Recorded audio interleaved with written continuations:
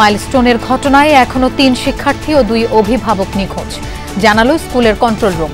দগ্ধদের চিকিৎসায় সিঙ্গাপুরের বিশেষজ্ঞদের সঙ্গে যোগ দিলেন ভারতীয় দল।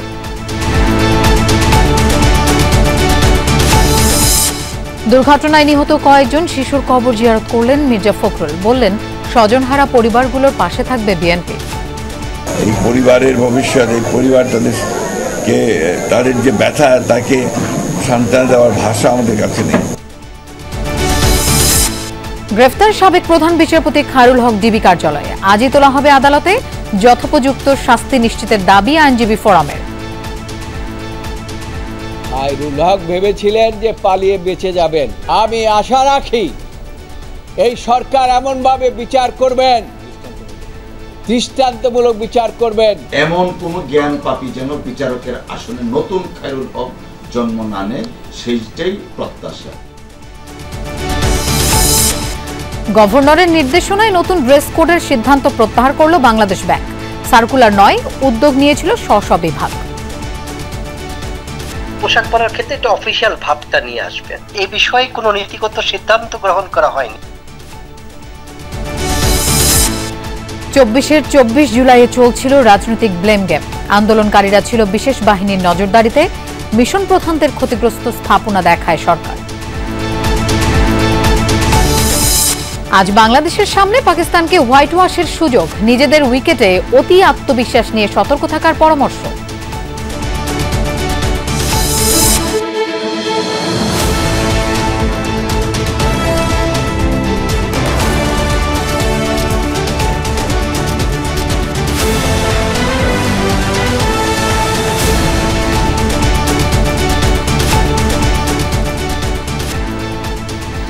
এতক্ষণ শিরোনাম দেখছিলেন। এছাড়াও দেশ বিদেশের আরো খবর নিয়ে দুপুরে বাংলাদেশে আপনাদের সঙ্গে থাকছি আমি মৌসুমী আহমেদ লোপা।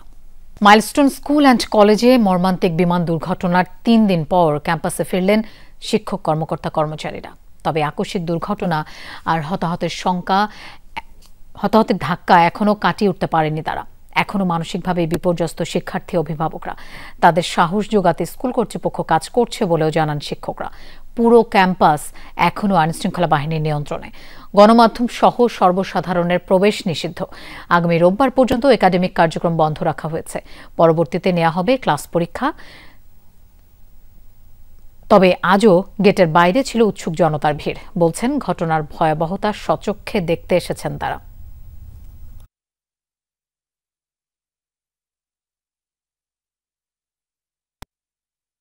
আমার বাচ্চার মতো বাচ্চা হয় না, আমার বাচ্চাটা একটু ব্যতিক্রম। 2 জনের লাশ নাকি পেয়ে গেছে, আর 2টে লাশ। আমারটা আমার বাচ্চা তো আমি চিনি।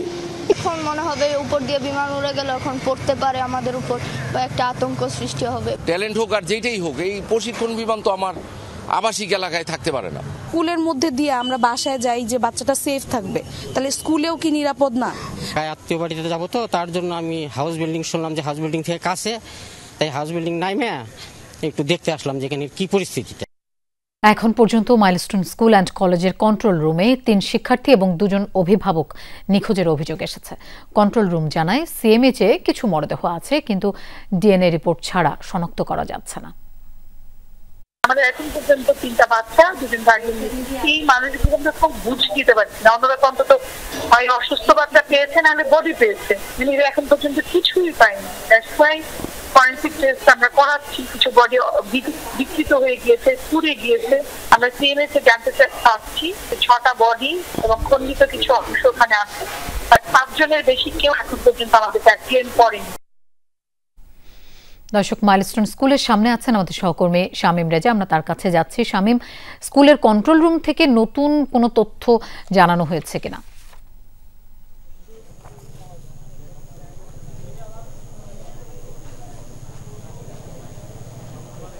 হ্যাঁ লোপা, আমরা স্কুল কর্তৃপক্ষের সাথে আনুষ্ঠানিকভাবে ওই অর্থে কথা বলতে পারিনি, তবে যেসব শিক্ষকরা সকাল থেকে এসেছেন তাদের সাথে কথা বলেছি, তারাও আসলে বলছেন আজ থেকেই আসলে 4 দিন আসলে স্কুল বন্ধ থাকার পর আজ প্রাতিষ্ঠানিক যেসব কাজগুলো আর কি, প্রশাসনিক যেসব কাজ, সেসব কাজগুলো তারা শুরু করেছেন। এর মধ্য দিয়ে তারা আসলে শিক্ষার্থী এবং অভিভাবকদের সাথে কথা বলা শুরু করেছেন এমনটাই জানাচ্ছেন। তারা বলছেন যেহেতু শিক্ষক শিক্ষার্থীদের অধিকাংশই আসলে একটা ট্রমার মধ্যে দিয়ে যাচ্ছে, তাদের এই ভয়টা দূর করার জন্য তারা এখন কাজ করছেন।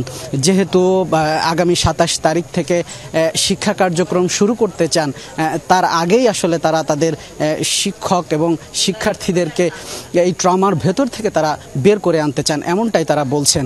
আর স্কুল থেকে যে তদন্ত কমিটি, তারা 7 সদস্যের যে তদন্ত কমিটি গঠন করেছেন, সেই তদন্ত কমিটি ইতিমধ্যেই কাজ শুরু করে দিয়েছেন। তারা আসলে আহত, নিহত এবং নিখোঁজ যারা আছেন তাদের তালিকা তৈরি করবেন এবং তারাও বলছেন যে 3 কার্যদিবস তাদের জন্য যথেষ্ট। এই 3 কার্যদিবসের মধ্যেই তারা তাদের যে তালিকা সেটা তৈরি করে কর্তৃপক্ষের কাছে জমা দিতে পারবেন, এমনটাই বলছেন। একই সাথে আজও আমরা এক বাবার সাথে কথা বলেছি যার সন্তানকে তিনি এখনও পাননি, তবে ঢাকা মেডিকেলে তিনি তার সন্তানকে শনাক্ত করেছেন এমনটা দাবি করছিলেন, কিন্তু সেই সন্তানকে আবার আরেকটা পরিবারও দাবি করেছেন, যে কারণে তাদের ডিএনএ টেস্টের জন্য অপেক্ষা করতে হচ্ছে। এর বাইরে আসলে আজকের এখানকার পরিস্থিতিও দেখছেন যে গত 3 দিনের মতো উৎসুক মানুষের ভিড় সেভাবে না থাকলেও এই চতুর্থ দিনে আপনি খবর সংগ্রহ করতে থাকুন, পরবর্তীতে নিশ্চয়ই আরো আপডেট আপনার কাছ থেকে আমরা দর্শকদের জানাবো। ধন্যবাদ। দর্শক, মাইলস্টোন স্কুল অ্যান্ড কলেজে বিমান বিধ্বস্তের ঘটনায় হাসপাতালে কাতরাচ্ছেন আহত দগ্ধ শিক্ষার্থীরা। যেহেতু বার্ন ও প্লাস্টিক সার্জারি ইনস্টিটিউট থেকে সবশেষ আপডেটে জানানো হয় হাসপাতালটিতে 44 জন চিকিৎসাধীন, বেশিরভাগই শিশু। তাদের মধ্যে 8 জনের অবস্থা আশঙ্কাজনক। সব মিলিয়ে বিভিন্ন হাসপাতালে ভর্তি 57 জন। সিঙ্গাপুর থেকে আসা চিকিৎসকদের সাথে পরামর্শ করে রোগীদের 3 ক্যাটাগরিতে ভাগ করে চিকিৎসা সেবা দেওয়া হচ্ছে।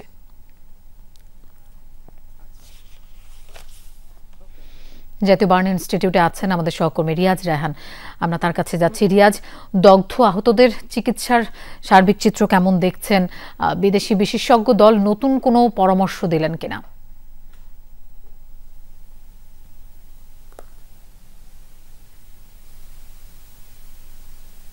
পরামর্শটা এখন খুব জরুরি এবং সেটি নিয়ে আলোচনা চলছে। ইতিমধ্যেই ভারতীয় চিকিৎসক দল যারা এসেছেন বাংলাদেশে, তারা বাংলাদেশের চিকিৎসকগণের সঙ্গে বৈঠক করেছেন। দীর্ঘক্ষণ বৈঠক শেষে তারা এই বার্ন ইনস্টিটিউট ত্যাগ করেছেন। পাশাপাশি সিঙ্গাপুর থেকে যারা এসেছেন তারা চিকিৎসা সেবা চালিয়ে যাচ্ছেন। তারা এখানকার ডাক্তারদের সঙ্গে আমাদের কথা হচ্ছে, তারা যেটি বলছেন যে সিঙ্গাপুরের চিকিৎসক দল অপারেশন থিয়েটারে রোগীদের যারা ক্রিটিক্যাল অবস্থা রয়েছেন, অর্থাৎ অতি সংখ্যাযুক্ত যারা রয়েছেন, তাদেরকে পর্যবেক্ষণ করছেন। পাশাপাশি চীন থেকে যে 5 জন চিকিৎসক বা 5 সদস্যের প্রতিনিধি দল আসার কথা রয়েছে, তারা এসে যোগ দেবেন বিকাল। অনলাইনের মাধ্যমে সভা হয়েছে। মূলত কোন রোগীকে কিভাবে চিকিৎসা সেবা দেওয়া হবে এবং পরবর্তী পরিচালনা করা হবে সেটি নিয়েই সেটি বুঝতে পারছে আলোচনা হয়েছে। তো ধারণা করা হচ্ছে যেহেতু 4 দেশ মিলিয়ে যে এই যে সমন্বিত চিকিৎসা ব্যবস্থা, এর মধ্যে দিয়ে ভালো কিছু ঘটবে বা যারা রোগীগুলো সংক্রমিত রয়েছে, তারা সংখ্যা বেশি রয়েছে, তারা সংক্রমিত হবে। গুরুত্বপূর্ণ রোগী অর্থাৎ যারা ক্রিটিক্যাল অবস্থায় রয়েছিল ডাক্তারদের মাধ্যমে, তারাও সুস্থ হবেন। তবে এখানকার পরিচালক বা কর্তৃপক্ষের বরাতে আমরা অনাবশ্যক জানতে পেরেছি যে রোগী যারা এখন পর্যন্ত ভর্তি রয়েছেন তাদের মধ্যে 13 জন রয়েছেন যারা গুরুত্বপূর্ণ বা অর্থাৎ যারা গুরুতর আহত অবস্থায় রয়েছেন, 8 জন রয়েছেন ক্রিটিক্যাল বা সংখ্যাযুক্ত অবস্থায়, আর বাকি যে 23 জন, সেই 23 জন মোটামুটি কিছুটা কম। রিয়াজ, বুঝতে পেরেছি। আপনাকে ধন্যবাদ আমাদের সাথে যোগ দেওয়ার জন্য। মাইলস্টোন স্কুল অ্যান্ড কলেজে মর্মান্তিক বিমান দুর্ঘটনার নিহত দুই শিক্ষিকা মাহরিন চৌধুরী ও মাসুকা বেগমকে রাষ্ট্রীয় সম্মাননা প্রদানের সিদ্ধান্ত নিয়েছে উপদেষ্টা পরিষদ। বৃহস্পতিবার সকালে প্রধান উপদেষ্টার কার্যালয়ে উপদেষ্টা পরিষদের নিয়মিত বৈঠকে এই সিদ্ধান্ত নেওয়া হয়। বৈঠকের শুরুতে বিমান দুর্ঘটনায় নিহতদের স্মরণে শোক প্রস্তাব গ্রহণ করা হয়েছে। পাশাপাশি নিহতদের প্রতি সম্মান জানিয়ে 1 মিনিট নীরবতা পালন করেছে পরিষদ। এছাড়া তাদের রুহের মাগফিরাত কামনায় মোনাজাত করা হয়েছে। মর্মান্তিক এই দুর্ঘটনায় নিহতদের পরিবার এবং আহতদের চিকিৎসা সেবায় সরকারের পক্ষ থেকে প্রয়োজনীয় সহায়তা দেওয়ার সিদ্ধান্ত গৃহীত হয়েছে। এই লক্ষ্যে শিক্ষা মন্ত্রণালয় স্কুল কর্তৃপক্ষের সাথে আলোচনা করবে। নিহতদের আত্মার মাগফিরাত কামনা করে এবং আহতদের সুস্থতা কামনা করে আগামীকাল সকল ধর্মীয় প্রতিষ্ঠানে বিশেষ প্রার্থনার সিদ্ধান্ত হয়েছে। ধর্ম মন্ত্রণালয় সমন্বয় করবে।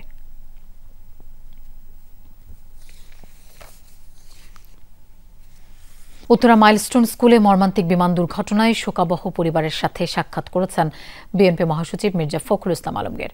সকাল 11টায় দিয়াবাড়ি তারাটেক মসজিদ এলাকায় যান তিনি। তারপর নিহতদের আত্মার মাগফিরাত কামনায় দোয়া করেন। এ সময়ে তারা নিহতদের পরিবারের প্রতি সমবেদনা জানান। বলেন, এই ঘটনায় সান্ত্বনা দেওয়ার ভাষা নেই। স্বজনহারা পরিবারের পাশে থাকবে বিএনপি, এই আশ্বাসও দেন তিনি। দ্রুত হতাহতের তালিকা তৈরি করে নিখোঁজদের খুঁজে বের করার অনুরোধ জানানো হয়। এছাড়া যত দ্রুত সম্ভব নিহতদের ডিএনএ টেস্ট করে মরদেহ হস্তান্তরের আহ্বানও জানায় বিএনপি।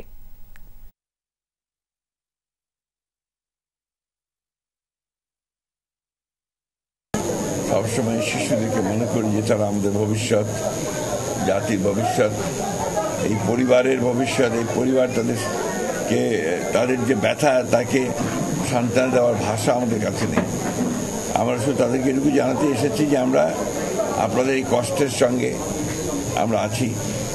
সেনা কর্মকর্তা হতে চেয়েছিল উকাচিং মারমা, সেজন্য ক্যাডেট কোচিংও করছিল মাইলস্টোন স্কুলের 7ম শ্রেণীর এই ছাত্র।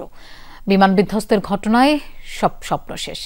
আগুনে পুড়ে একমাত্র সন্তানের করুণ মৃত্যুতে নির্বাক হতভাগ্য বাবা মা। উন্নত পড়ালেখার জন্য রাঙামাটি থেকে ঢাকা পাঠিয়েছিলেন ছেলেকে, কিন্তু ফিরল নিথর দেহ।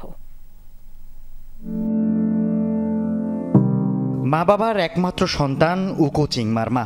বাবা মা প্রকৌশলী বানাতে চাইলেও ছেলের ইচ্ছা সেনা কর্মকর্তা হবে। সে স্বপ্ন পূরণে ছেলেকে রাঙামাটি থেকে নিয়ে ভর্তি করান ঢাকার উত্তরায় মাইলস্টোন স্কুল অ্যান্ড কলেজে। হোস্টেলে থেকে চলছিল ক্যাডেট কোচিংও, কিন্তু বাবা মা ছেলে কারো স্বপ্নই পূরণ হলো না। সে চলে গিয়েছিল ঢাকায় ক্যাডেট কোচিং এর উদ্দেশ্যে, যে সে একজন ক্যাডেট হবে, বাট তার স্বপ্নটা পূরণ হয়নি। অকালেই সরে গেল, বড় একটি প্রতিষ্ঠানটা তার খসে গেল। উকোচিং এর বাড়ি রাঙামাটির রাজস্থলী বাঙ্গালহালিয়া ইউনিয়নের কলেজ পাড়ায়। তার বাবা উষায় মং রাজস্থলী উপজাতীয় আবাসিক উচ্চ বিদ্যালয়ের শিক্ষক। মা তেজিপ্রু মারমা বান্দরবানের রুমা সরকারি প্রাথমিক বিদ্যালয়ের শিক্ষক। মরদেহ গ্রামে নেয়ার পর সবার চোখের জলে শেষ বিদায় জানায় 7ম শ্রেণীর এই মেধাবী ছাত্রকে। উচ্চশিক্ষার কারণে বান্দরবান ক্যাম্প পাবলিক থেকে সে ঢাকা মাইলস্টোনে গিয়েছে। আকস্মিকভাবে মৃত্যুর কারণে অত্র এলাকার লোকজন শোকাহত। বিমান বিধ্বস্ত হওয়ার সময় উকোচিং শ্রেণীকক্ষে ছিল। মুমূর্ষ অবস্থায় তাকে নেওয়া হয় জাতীয় বার্ন ও প্লাস্টিক সার্জারির ইনস্টিটিউটে। তার শরীরের 70% পুড়ে গিয়েছিল। অনেক ছোটবেলা থেকে আমাদের বন্ধু ছিল, সবাই বলতো সে অনেক শান্ত। ও যখন ছুটিতে আসতো আমি ওর বাসায় বেশিরভাগই যেতাম। আল আমিন শিকদার, যমুনা নিউজ। সাবেক প্রধান বিচারপতি এবিএম খায়রুল হককে গ্রেফতার করা হয়েছে। সকালে রাজধানীর ধানমন্ডির বাসা থেকে তাকে গ্রেফতার দেখায় ডিবি পুলিশ। খায়রুল হকের বিরুদ্ধে ঢাকা ও নারায়ণগঞ্জে 3টি মামলা রয়েছে দুর্নীতি এবং রায় জালিয়াতির অভিযোগে। তার বিরুদ্ধে শাহবাগ থানায় মামলা হয় 2024-এর 28 আগস্ট। সুপ্রিম কোর্টের আইনজীবী মুজাহিদুল ইসলাম শাহিন এই মামলা করেন। 25 আগস্ট নারায়ণগঞ্জের ফতুল্লা থানায় হয় আরেকটি মামলা। 13 বছর আগে তত্ত্বাবধায়ক সরকার ব্যবস্থা অসাংবিধানিক ঘোষণা করে রায় দেওয়ার ঘটনায় মামলাটি করেন নারায়ণগঞ্জ জেলা আইনজীবী সমিতির সাবেক সভাপতি ও ফতুল্লা থানা বিএনপির সাধারণ সম্পাদক আব্দুল বারী ভূঁইয়া। সম্প্রতি সাবেক প্রধান বিচারপতি খায়রুল হককে গ্রেফতার ও বিচার দাবিতে সংবাদ সম্মেলন করে জাতীয়তাবাদী আইনজীবী ফোরাম। দেশের বিচার বিভাগ ও গণতন্ত্র ধ্বংসের মূল কারিগর উল্লেখ করে তাকে বিচারের মুখোমুখি করার দাবি জানায় সংগঠনটি। এদিকে অবৈধভাবে প্লট গ্রহণের অভিযোগে সাবেক প্রধান বিচারপতি এবিএম খায়রুল হকের তথ্য চেয়ে রাজউক এনবিআর গৃহায়নে চিঠি দিয়েছে দুদক। বিচার বিভাগ গণতন্ত্র ধ্বংসের কারিগর ছিলেন ABM খায়রুল হক। এই অভিযোগ করে জনতার আদালতে তার দৃষ্টান্তমূলক বিচারের দাবি জানিয়েছেন জাতীয়তাবাদী আইনজীবী ফোরামের সভাপতি ও বিএনপির ভাইস চেয়ারম্যান জয়নুল আবেদিন। এদিকে জাতীয়তাবাদী আইনজীবী ফোরামের মহাসচিব ও বিএনপির আইন সম্পাদক ব্যারিস্টার কায়সার কামালের অভিযোগ, গণতন্ত্রকে হত্যা এবং শেখ হাসিনাকে ফ্যাসিস্ট বানানোর প্রধান আর্কিটেক্ট ছিলেন খায়রুল হক। খায়রুল হক যে অন্যায় করেছে, গণতন্ত্র হত্যার মাধ্যমে শত সহস্র মানুষকে কুরবান হতে হয়েছে, এমন কোন জ্ঞান পাপী যেন বিচারকের আসনে নতুন খায়রুল হক জন্ম না নেয়, সেইটাই প্রত্যাশা। গণতন্ত্র চিরতরে ধ্বংস করার জন্য এই ধরনের কাজ সেই সময়ের ফ্যাসিস্ট সরকাররা করেছিলেন। আজকের দিনটা জাতির জন্য স্মরণীয় হয়ে থাকবে। দর্শক, এই বিষয়ে আমরা আরো জানবো রাব্বি সিদ্দিকের কাছ থেকে। তিনি আছেন ডিবি কার্যালয়ে। রাব্বি, সাবেক প্রধান বিচারপতিকে এই মুহূর্তে কোথায় রাখা হয়েছে? তাকে কোন মামলায় গ্রেফতার দেখানো হবে আর কটা নাগাদ আদালতে তোলা হতে পারে?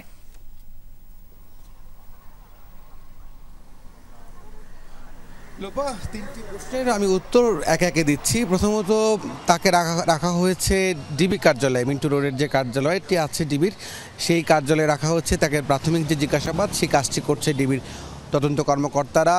এরপরে যে বিষয়টি আসে যে তার বিরুদ্ধে অনেকগুলো অভিযোগে মামলা আছে রাজধানী সহ নারায়ণগঞ্জ সহ বিভিন্ন থানায়, সেই কোন মামলায় তাকে গ্রেপ্তার দেখানো হবে সেটি কিন্তু এখনও প্রক্রিয়াধীন। আমরা কথা বলেছিলাম ডিবির যিনি আছেন জয়েন্ট কমিশনার নাসরুল ইসলাম, তিনি জানিয়েছেন যে আসলে আমরা এখনও চূড়ান্ত করিনি যে তাকে কোন মামলায় গ্রেফতার দেখানো হবে।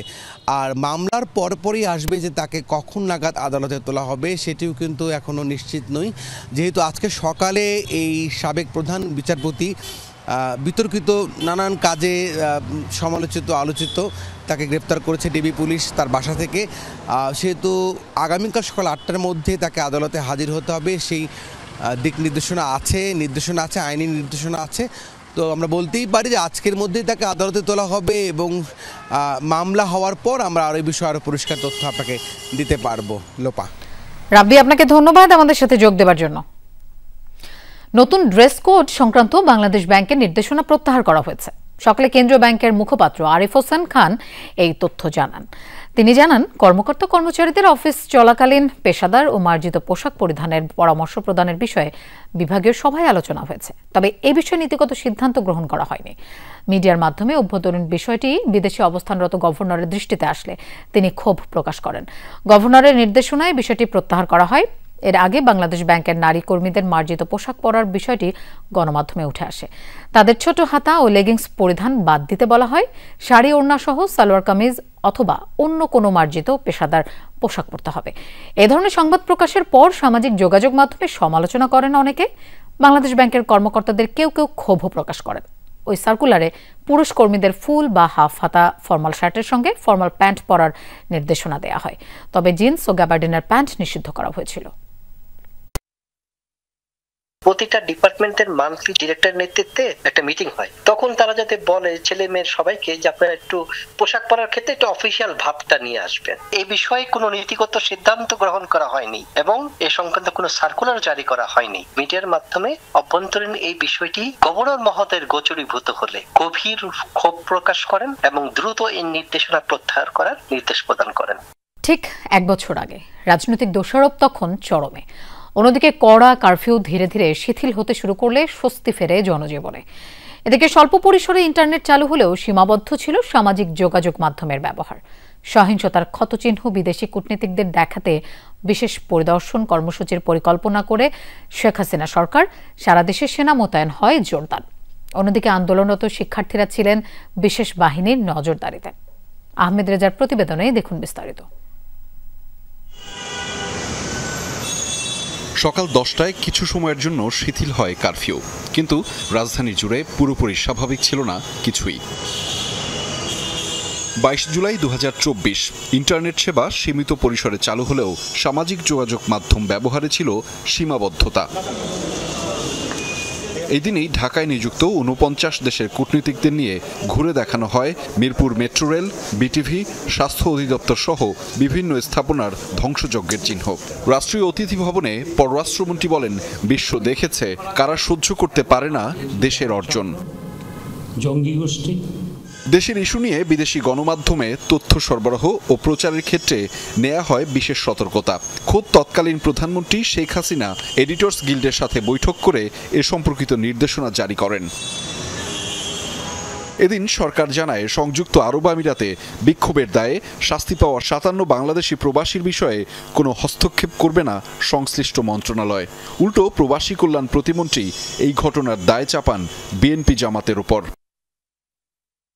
আওয়ামী লীগের সাধারণ সম্পাদক ওবায়দুল কাদের বলেন, বিএনপি জামাত দেশে যে অগ্নি সন্ত্রাস ও ধ্বংসলীলা চালিয়েছে তা ঐক্যবদ্ধভাবে প্রতিরোধের বিকল্প নেই। সাবেক স্বরাষ্ট্রমন্ত্রী আসাদুজ্জামান খান হুঁশিয়ারি দেন, সরকারি সম্পদ ধ্বংস ও হত্যার সাথে যারা জড়িত তাদের চিহ্নিত করে কঠোর শাস্তির আওতায় আনা হবে। সবকিছু থেকে জনদৃষ্টি ভিন্ন দিকে নিতে বিএনপিকে দোষারোপ করছে সরকার, এমন অভিযোগ করে বিএনপি মহাসচিব চলমান সংকটের রাজনৈতিক সমাধান আশা করেন। আমরা বারবার করে তাদের কাছে অনুরোধ করেছি যে আপনারা এটাকে রাজনৈতিকভাবে সমাধান করার চেষ্টা করুন। কোটা সংস্কার আন্দোলনের নামে বিভিন্ন সরকারি স্থাপনায় ভাঙচুর, সহিংসতা ও নাশকতামূলক কর্মকাণ্ডে জড়িতদের শনাক্তে তৎপরতা চলছে বলে জানান সাবেক ডিএমপির অতিরিক্ত কমিশনার হারুনুর রশিদ। আন্দোলনের নেতৃত্বদানকারী সমন্বয়করা তখন আইন শৃঙ্খলা বাহিনীর নজরদারিতে। আমাদেরকে তারা নজরদারি করা থেকে শুরু করে সব কিছু কন্ট্রোল করা, কীভাবে কি তারা তাদের সর্বোচ্চ চেষ্টা চালিয়েছে। আমাদের মাথায় জাস্ট একটা জিনিস ছিল, আমাদের সিচুয়েশনটা আমরা ডিল করে এই ফাঁদ থেকে বের হওয়া এবং আমাদের আন্দোলনটা কন্টিনিউ রাখা।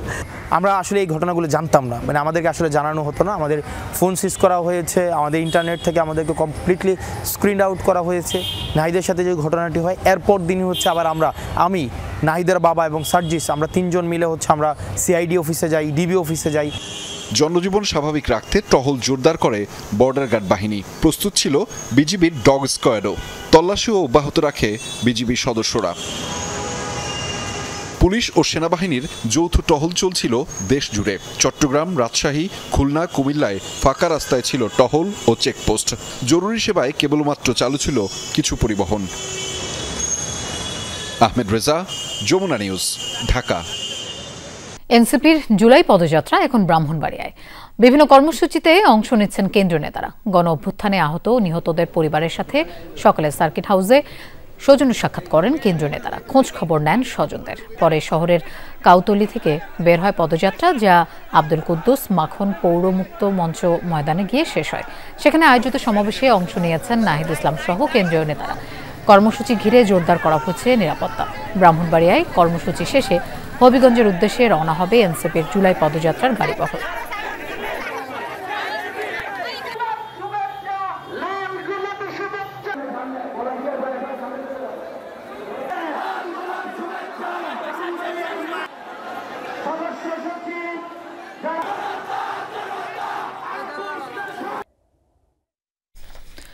গত বছরের ৫ আগস্ট কোনাবাড়িতে পুলিশের গুলিতে নিহত কলেজ ছাত্র হৃদয়ের মরদেহের সন্ধানে তুরাগ নদীতে অভিযান শুরু করেছে ফায়ার সার্ভিসের ডুবুরি দল। উদ্ধার কার্যক্রম পর্যবেক্ষণ করছেন আন্তর্জাতিক অপরাধ ট্রাইব্যুনালের মামলার তদন্ত কর্মকর্তা ইন্সপেক্টর মাসুদ পারভেজ। সেখানে আছেন আমাদের সহকর্মী পলাশ প্রধান, আমরা তার কাছে যাচ্ছি। পলাশ, উদ্ধার কার্যক্রমের সবশেষ কি তথ্য পাওয়া গেল একটু জানাবেন আমাদের? লোপা, ঠিক এখন থেকে ১ বছর আগে ৫ই আগস্টের পর কিন্তু হৃদয়কে আসলে সেখানে ডিউটিরত কিছু সংখ্যক প্রশাসনের লোক যারা আসলে শিল্প পুলিশের দায়িত্বরত ছিল, তারাই কিন্তু মূলত তাকে প্রথমে ধরে চড়থাপ্পড় এবং পরবর্তীতে আমরা যেটি ভিডিও ফুটেজ আসলে যেটি দেখেছি তাকে ঠেকিয়ে মূলত গুলিবিদ্ধ করা হয়। সেখানে তাৎক্ষণিকভাবে সে মৃত্যুবরণ করে। এরপর তার লাশকে মূলত গুম করার জন্য যে বিষয়টি, সেটি আসলে একটি ভ্যান গাড়ি দিয়ে তাকে ঠিক এই গাজীপুরের কড্ডা এলাকা 1 নম্বর ব্রিজ যেটি এখানে এনে কিন্তু আসলে তাকে ফেলে দেওয়া হয়েছে। অর্থাৎ এখন পর্যন্ত কিন্তু বেশ কয়েকজন গ্রেপ্তার রয়েছে, তাদের উপর তথ্যপত্র ভিত্তি করে এবং যে চালক অর্থাৎ ভ্যান চালক যে মূলত তার উপরে তথ্যের উপর ভিত্তি করে মূলত এখন পর্যন্ত এই স্থানটিতে আসলে অভিযান পরিচালনা করছে ডুবুরি দল সহ।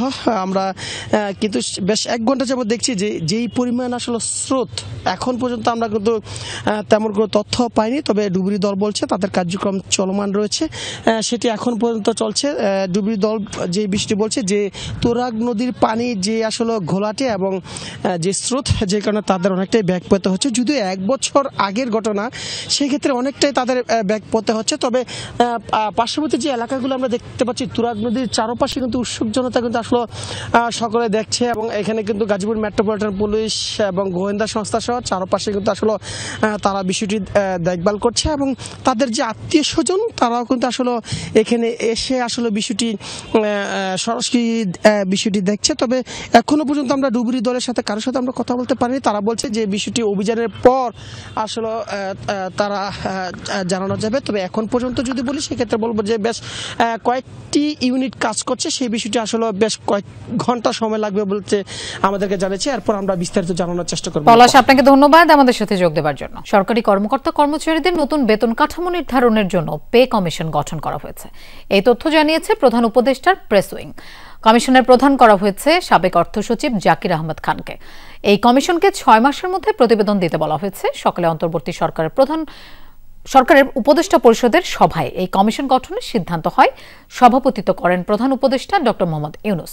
বর্তমানে 2015 সালের পে স্কেল অনুসারে সরকারি কর্মকর্তা কর্মচারীরা বেতন ভাতা পান। বর্তমানে সরকারি কর্মকর্তা কর্মচারী আছেন প্রায় 15 লাখ। 2 বছরের বেশি সময় ধরে দেশে উচ্চ মূল্যস্ফীতি বিরাজমান, এতে মানুষের প্রকৃত আয় কমে যাচ্ছে। এমন প্রেক্ষাপটে নতুন বেতন কাঠামো নির্ধারণে নতুন পে কমিশন গঠন করা হলো। মার্কিন যুক্তরাষ্ট্রের শুল্ক পদ্ধতি ও আইনি কাঠামোর কারণে লবিস্ট দিয়ে বাড়তি শুল্কের সমস্যা সমাধান সম্ভব না মনে করছেন বাণিজ্য উপদেষ্টা। আবারও দেশটিকে সরাসরি বৈঠকের জন্য চিঠি দেওয়া হলেও এখনো আমন্ত্রণ পাওয়া যায়নি। সকালে সচিবালয়ে গণমাধ্যম কর্মীদের প্রশ্নের জবাবে বাণিজ্য উপদেষ্টা শেখ বশির উদ্দিনের সব কথা বলেন। জানান সরাসরি না হলেও শুক্রবার একটি বৈঠক হবে। শুল্ক কমানো নিয়ে দিনরাত কাজ করছে মন্ত্রণালয়। বলেন যুক্তরাষ্ট্রের শুল্ক পদ্ধতি এবং আইনি কাঠামোর কারণে লবিস্ট নিয়োগ করা হবে না। আলোচনা রয়েছে যুক্তরাষ্ট্র শুল্ক কমাতে চীন ও নিরাপত্তা সংশ্লিষ্ট নানা শর্ত দিয়েছে। এ নিয়ে প্রশ্নের জবাবে বাণিজ্য উপদেষ্টা বলেন বাংলাদেশের স্বার্থ ক্ষুণ্ণ হয় এমন কিছু করছে না সরকার। দেশের স্বার্থ রক্ষার জন্যই সরকার চেষ্টা করছে। কোনো কারণে 1 আগস্টের মধ্যে বৈঠক না হলে পরবর্তীতে আলোচনার সুযোগ থাকবে বলেও আশা বাণিজ্য উপদেষ্টার। মার্কিন প্রেসিডেন্ট ডোনাল্ড ট্রাম্পের ঘোষণা অনুযায়ী আগস্টের শুরুতেই বাংলাদেশের উপর 35% বাড়তি শুল্ক কার্যকর হতে যাচ্ছে। যুক্তরাষ্ট্র তাদের ন্যাশনাল ইমার্জেন্সি ইনভোক করেছে বা ন্যাশনাল ইমার্জেন্সির বিনিময়ে কাজটা করছে। এখানে যে কাঠামোর উপরে ঘটনাটা ঘটছে, এই কাঠামোতে লবিস্টদের করার কোনো কিছু আছে কিনা আমি ঠিক জানি না, কারণ আমাদের বিভিন্ন বিষয়ে পরিবর্তন আনতে হবে। এই পরিবর্তনগুলো বাংলাদেশ ছাড়া অন্য কেউ বুঝতে পারবে না। ভারী বৃষ্টিতে সড়কের বিভিন্ন স্থানে পাহাড়ের মাটি ধসে পড়ায় খাগড়াছড়ির সাথে সাজেকের সড়ক যোগাযোগ বন্ধ। পর্যটন কেন্দ্রটিতে আটকা পড়েছেন 400 শতাধিক পর্যটক। সাজেক ইউনিয়ন পরিষদ চেয়ারম্যান জানান সাজেক বাঘাইহাট সড়কের নন্দারাম, চাল্লাতলি ও চম্পকনগর এলাকায় পাহাড়ের মাটির সাথে ধসে পড়েছে বড় পাথর ও গাছপালা। তবে এতে কেউ হতাহত হয়নি। পর্যটকরা আটকা পড়ার পাশাপাশি সড়কের দুপাশে আটকে রয়েছে অনেক যানবাহন। বাঘাইছড়ি উপজেলা নির্বাহী কর্মকর্তা শিরিন আক্তার জানান দ্রুত মাটি সরানোর কাজ চলছে, শিগগিরই যানবাহন চলাচল শুরু হবে। খাদ্যের তীব্র সংকটে ধুঁকে ধুঁকে মৃত্যুর দিন গুনছে গাজাবাসী। বোমাগুলির ভয় নয়, অনাহারে বেঁচে থাকাই এখন তাদের প্রধান চ্যালেঞ্জ। তীব্র অপুষ্টিতে বেড়েই চলেছে প্রাণহানি। খাবারের অভাবে একদিনে মৃত্যু হয়েছে আরও 10 জনের। গত 21 মাসে উপত্যকায় খাদ্যাভাবে প্রাণহানি দাঁড়িয়েছে 111 জনে। চলতি বছরই অপুষ্টিতে মারা গেছে 5 বছরের কম বয়সী 21 শিশু। গাজার ছোট্ট শিশু আওদায়, বয়স মাত্র কয়েক মাস। হেসে খেলে জীবন কাটানোর বয়সে যুদ্ধে হারিয়েছে বাবা মাকে। সামান্য দুধটুকুও জুটছে না, শরীর এতটাই দুর্বল যে খাবার পানি নেয়ার শক্তিটুকুও নেই।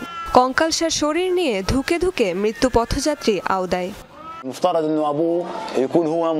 ওর বাবা মায়েরই ওকে যত্ন নেওয়ার কথা ছিল, কিন্তু তারা আর বেঁচে নেই। ওর খালা ওকে নিয়ে এলেও দুধ, ডায়পার আর অন্যান্য প্রয়োজনীয় জিনিস জোগাড় করা তার পক্ষে অসম্ভব। সেজন্য মারাত্মক অপুষ্টিতে ভুগছে আওদাই।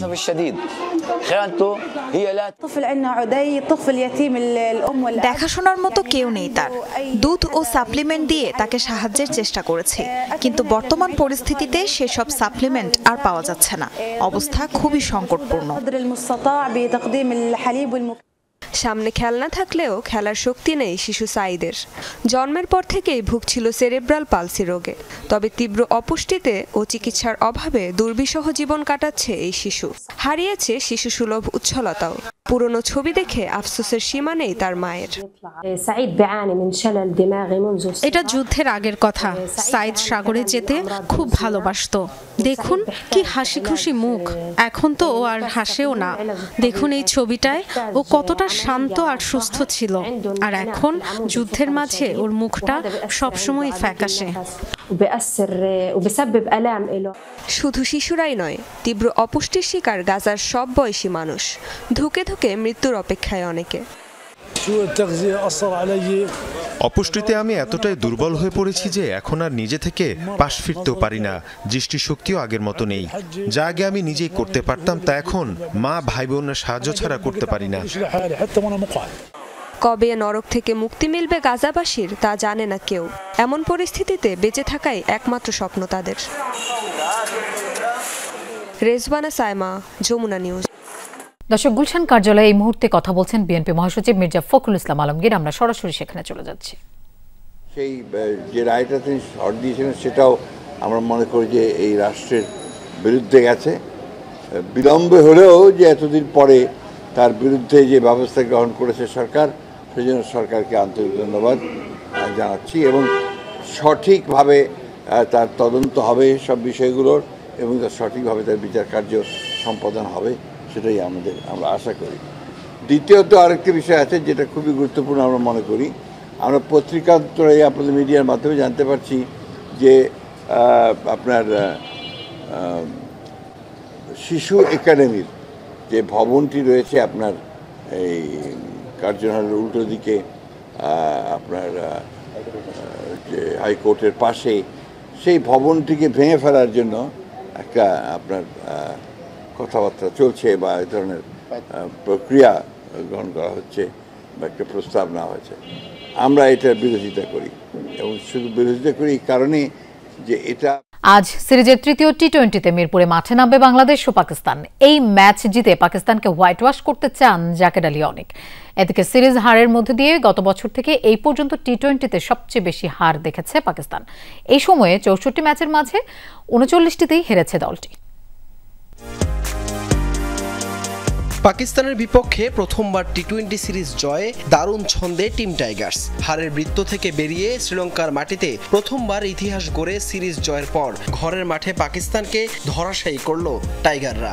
সবশেষ দেখায় পাকিস্তানের মাটিতে টি-20 সিরিজে পাত্তা না পাওয়ার পর এবার দেশের মাটিতে দারুণ প্রতিশোধ নিল বাংলাদেশ। টাইগারদের লক্ষ্য এবার হোয়াইট ওয়াশ। সিরিজ নিশ্চিতের পর সেই বার্তাই দিলেন Zaker Ali অনিকও। Yes, obviously. Actually, we looking for winning the match. We're doing our process, and rest. ঠিক আরেকদিকে সিরিজ খোয়ানোর পর হতাশার সাগরে পাকিস্তান। 2024 সাল থেকে এই পর্যন্ত টি-20তে সবচেয়ে বেশি ম্যাচে পরাজয় দেখেছে দলটা। এই সময়ে তাদের খেলা 64 ম্যাচের 39টিতেই হেরেছে দলটা। দুয়ে থাকা বাংলাদেশ 62 ম্যাচ খেলে হেরেছে 37টিতে। পাকিস্তানকে এই সিরিজে হোয়াইট ওয়াশ করতে পারলে র্যাঙ্কিংয়েও এক ধাপ এগোতে পারে বাংলাদেশ। 220 রেটিং পয়েন্ট নিয়ে সিরিজ শুরু করে লিটন দাসের দল। প্রথম ম্যাচেই 7 উইকেটের জয় পাওয়ার পর দ্বিতীয় ম্যাচে 8 রানের জয় পায় লাল সবুজ দলটা। সিরিজের তৃতীয় ম্যাচে জিতলে বাংলাদেশের রেটিং পয়েন্ট 220 থেকে বেড়ে দাঁড়াবে 223-এ, আর তাতেই আফগানিস্তানকে টপকে 10 থেকে 9 আসার সুযোগ থাকবে বাংলাদেশের সামনে। সেই লড়াইয়ে বৃহস্পতিবার হোম অফ ক্রিকেটে পাকিস্তানের বিপক্ষে মাঠে নামবে বাংলাদেশ। প্রথমবার পাকিস্তানকে টি-20তে হোয়াইট ওয়াশের পাশাপাশি এবার লক্ষ্য র্যাঙ্কিংয়েও উন্নতির। হাসান আল মারুফ, যমুনা স্পোর্টস। নানা নাটকীয়তার পর অবশেষে এশিয়ান ক্রিকেট কাউন্সিলের বার্ষিক সাধারণ সভা শুরু হচ্ছে কিছুক্ষণ পর, যেখানে ভার্চুয়ালি যোগ দেওয়ার কথা ভারতের। এ বিষয়ে জানবো আমাদের সহকর্মী হাসিনুর রহমানের কাছ থেকে। হাসিনুর, অবশেষে অনুষ্ঠিত হচ্ছে এজিএমের সভা, এশিয়া কাপ সহ আর কি কি বিষয় আলোচনা হতে পারে? এশিয়া কাপই আসলে এই সভার প্রধান আলোচ্য বিষয়। যেমনটি আপনি বলছিলেন যে ভারতীয় ক্রিকেট বোর্ড ভার্চুয়ালি অংশগ্রহণ করবে, শ্রীলঙ্কান ক্রিকেট বোর্ডও ভার্চুয়ালি অংশগ্রহণ করবে এবং বাকি যে 3 টেস্ট মেম্বার কান্ট্রি আছে তাদের প্রতিনিধিরা অলরেডি ঢাকায় আছেন। আফগানিস্তান ক্রিকেট বোর্ডের সিইও গতকালকে রাতে এসে পৌঁছেছেন ঢাকায়। এর বাইরে আসলে যে বিষয়টা আলোচনায় থাকবে, যে বিষয়গুলো, সেগুলো হচ্ছে নর্মাল যে একটা বার্ষিক সাধারণ সভা যখন হয়, একটা সংস্থার বার্ষিক গত বছরগুলোতে কতগুলো আর্থিক যে লেনদেনগুলো হয়েছে সেটার আয় ব্যয়ের হিসেব নিকেশ হবে এবং আগামী ক্যালেন্ডার ইয়ারে এসিসি কী ধরনের টুর্নামেন্ট আয়োজন করতে চায়, কোন কোন সহযোগী দেশগুলোকে তারা সাপোর্ট দেবে, এই ডেভেলপমেন্টের কাজগুলো হবে। রুটিন যে আলোচনাগুলো হয় এজিএমে, সেই আলোচনাগুলোই হবে। মূল এজেন্ডা এশিয়া কাপ। ভারত এই মিটিংয়ে অংশগ্রহণ করছে তার মানে এই নয় যে তারা এশিয়া কাপ খেলছে। আমরা দেখেছি সম্প্রতি সাবেক ক্রিকেটারদের একটা টুর্নামেন্টে তারা পাকিস্তানের বিপক্ষে খেলতে অস্বীকৃতি জানিয়েছে। এখন দেখা যাক ভারত যদি এই টুর্নামেন্টে অংশগ্রহণ করতে আগ্রহী হয় বা সম্মতি দেয়, তাহলে তো এশিয়া কাপ নিয়ে আর কোনো অনিশ্চয়তা নেই। কিন্তু ভারত যদি বলে যে তারা এই টুর্নামেন্টে অংশগ্রহণ করতে চায় না, তখনই আসবে জটিল পাঠটা। কারণ এমন নয় যে ভারতকে ছাড়া আসলে এশিয়া কাপ হবে না, বিষয়টা তেমনও নয়। তবে ভারতীয় ক্রিকেট বোর্ড না থাকলে যারা ব্রডকাস্টার আছে তারা যে পরিমাণ অর্থের বিনিময়ে এই টুর্নামেন্টটা রাইটস কিনেছে, সেই জায়গায় বড় একটা পরিবর্তন আসবে। তবে যাই হোক, যারা আয়োজক আছেন এশিয়ান ক্রিকেট কাউন্সিল থেকে এবং বাকি বোর্ডরা, তারা যে কোনো মূল্যেই কিন্তু এশিয়া কাপটা আয়োজন করতে চায় এবং সেই কারণে এবারের এজিএমটা এত গুরুত্বপূর্ণ ছিল। শেষ পর্যন্ত যেহেতু অভিমান ভুলে ভারতীয় cricket board, Sri Lankan cricket board সবাই একত্রিত। হাসিনুর, আপনাকে ধন্যবাদ আমাদের সাথে যোগ দেওয়ার জন্য। দুপুরে বাংলাদেশের প্রথম ঘন্টা থেকে বিদায় নিচ্ছি। পরের ঘন্টার খবর নিয়ে ফিরবেন সহকর্মী ইশরাত জাহান। সাথেই থাকুন।